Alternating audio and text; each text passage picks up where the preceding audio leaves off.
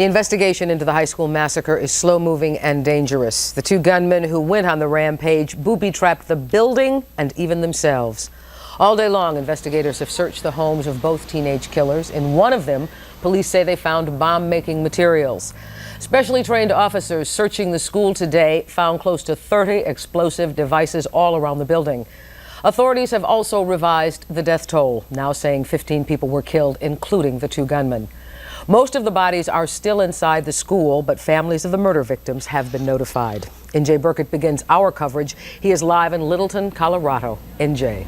And Roz, we're being kept far away. The building off in the distance is still sealed off. As you said, the bodies have not yet been removed. A total of 15 people are believed to have died here, 12 students, 1 faculty member, and the 2 young killers. Investigators say this attack appears to have been carefully planned for a long time.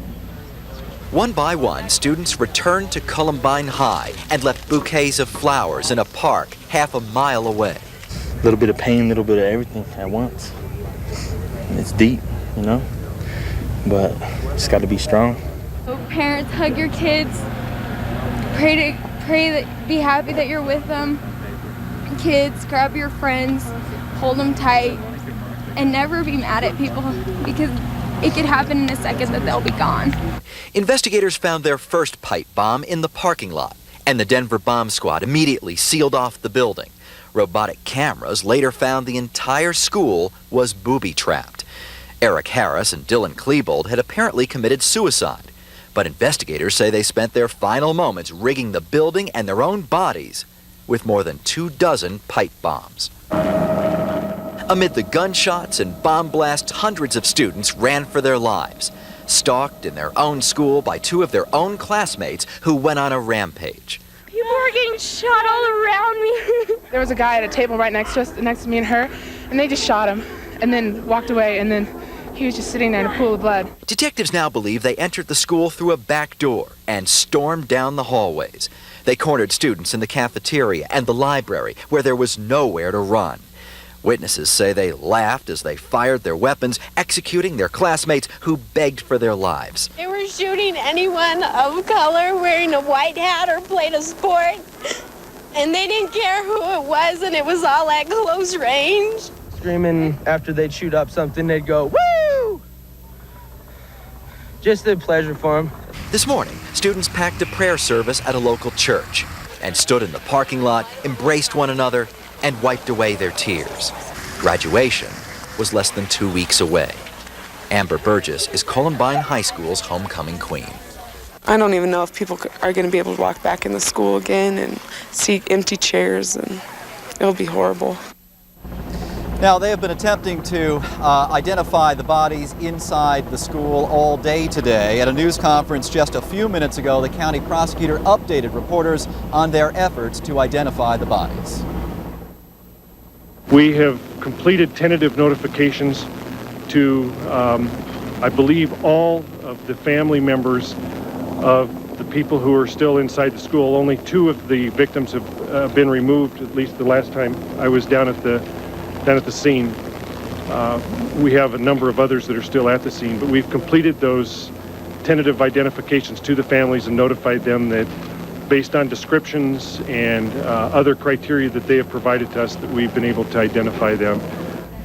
That now the latest word from the county prosecutor here. Once again, to recap, 15 people dead, 16 people hospitalized, 5 of them in critical condition. Live tonight, Littleton, Colorado, NJ Burkett, Channel 7 Eyewitness News. All right, NJ, thank you. President Clinton saying he and his aides are struggling to understand why all of this happened. The president said early intervention is the key to preventing trouble.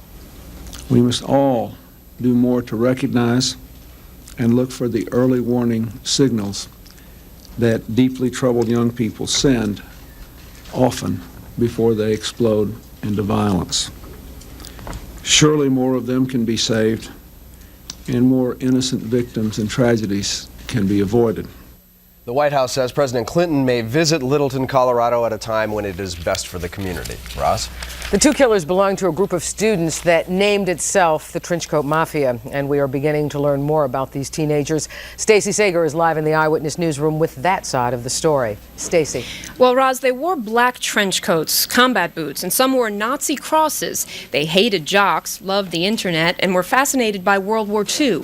They were known as the Trenchcoat Mafia. The question is, why didn't anyone know they'd turn so violent? The clues were here in Littleton long before the deadly violence. The yearbook pictures with handwritten captions about insanity. This alleged Trenchcoat Mafia website shut down shortly after ABC News took these pictures. It even had a so-called hit list mentioning jocks and one substitute teacher as potential targets. And there were the outfits, the dark coat and boots associated with Hollywood's more violent scenes. But no one knew the talk would become reality. It's just a gang of about 20 guys call themselves the Trenchcoat Mafia. They wear trench coats every day to school, and wear makeup and paint their nails and stuff.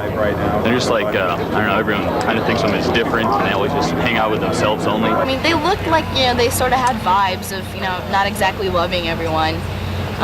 But I mean, they never walked around the halls, saying, you're all gonna die. Students also say that members of the small suburban gang bragged about their guns and ammo.